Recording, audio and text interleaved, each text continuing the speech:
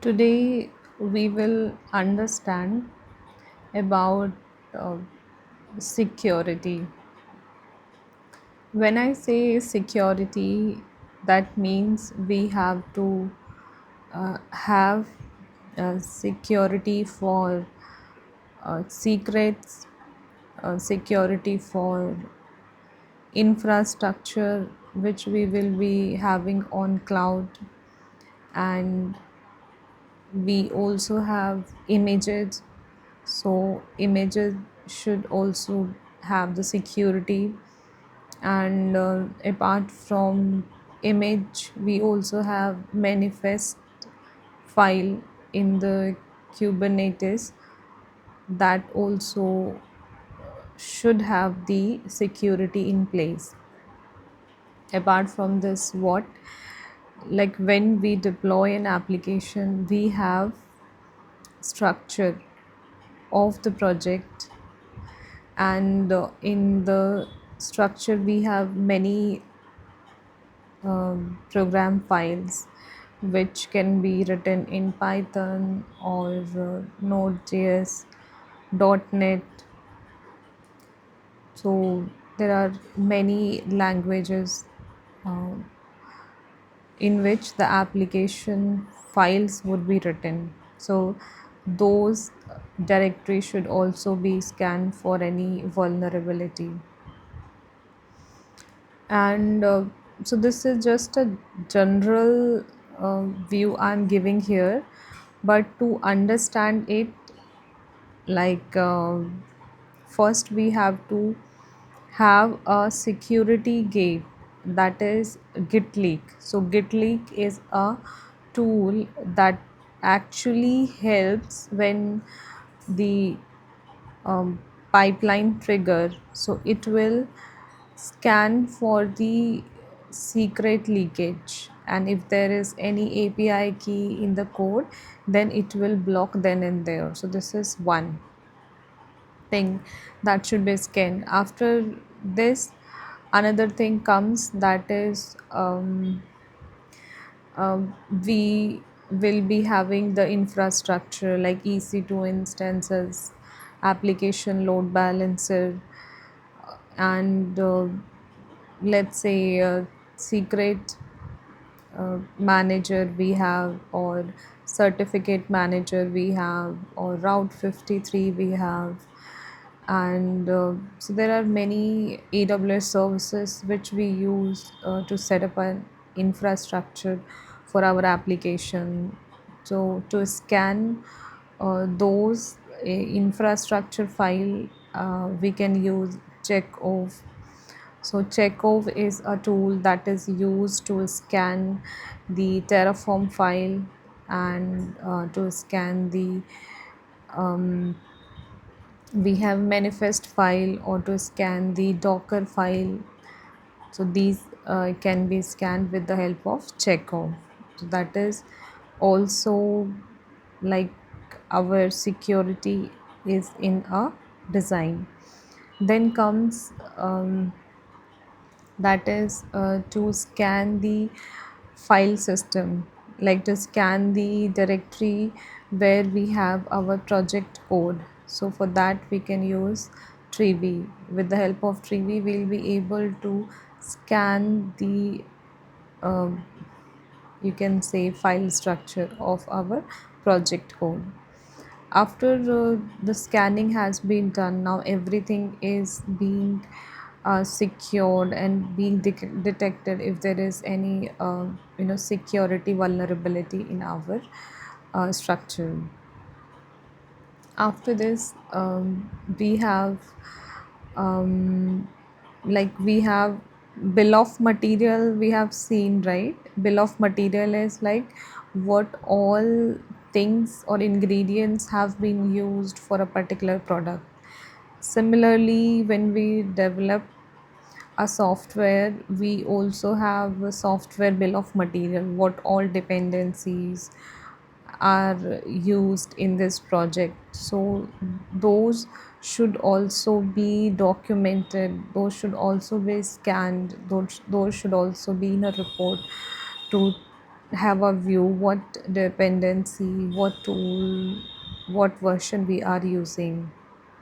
So that is the software bill of material. So for software bill of material we can scan that with the help of sift.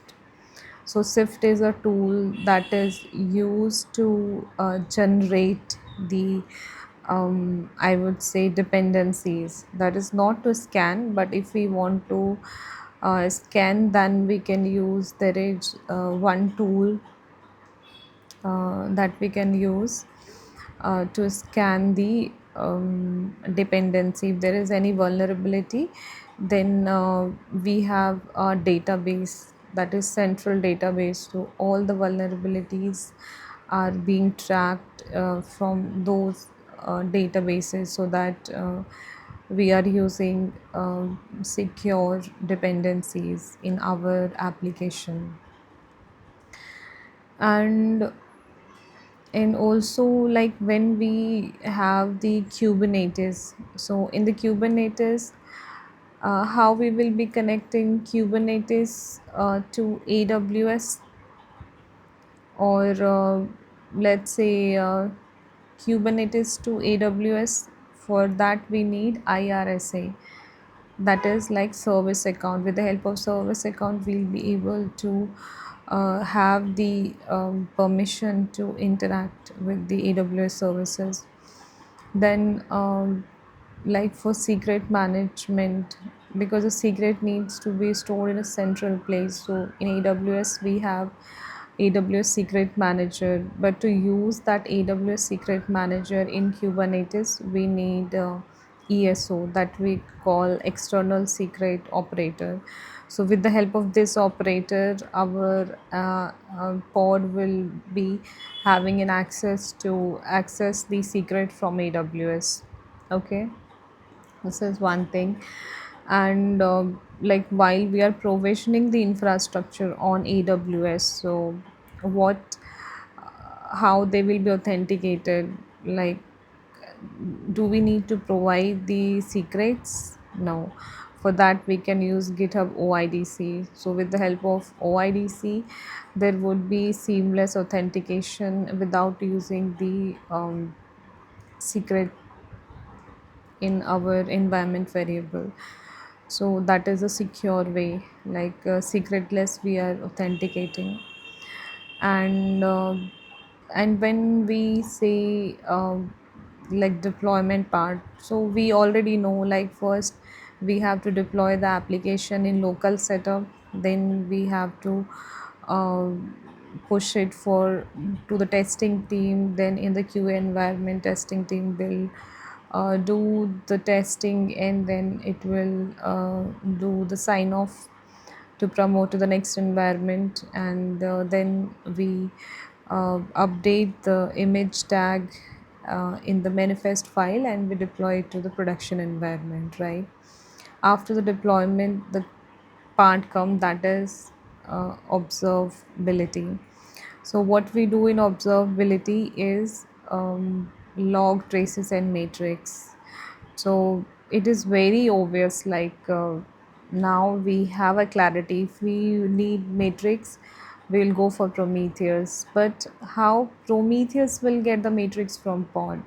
We should have a kind of agent in between that will help us to scrape the log from pod to the Prometheus. So for that we have to use an agent there. Similarly, when we go, let's say for traces, so we have for traces we can use, let's say we have Tempo Grafana, that is like open source tool that we can use for tracing. But how we will be getting traces, that is with the help of some agent, with the help of some collector, with the help of some tool we will be able to have the traces. Like we use open telemetry. So open telemetry actually help us in uh, sending the traces to, let's say, Tempo Grafana. And when we go for logs, let's say we are using Loki, so we use agent there also, which will help to pick up the logs from uh, pod and then push it to Loki application, and that's how we visualize. And in the production, how we access the application, that is through domain, right? And so we have GoDaddy is one of the platform from where we can buy the domain, and then for that the domain that we have purchased, the custom domain, and AWS we have Route 53, one of the service, so we can configure our custom domain there, and we can use our custom domain. But there is one more thing, that is TLS certificate. So we should have the security in place. There should be encryption enabled for our interaction, so for that we can use TLS. And in AWS also it gives the certificate manager that will help us to rotate the certificate or to renew the certificate. So that is like how we secure our application. So what we have understood, while we are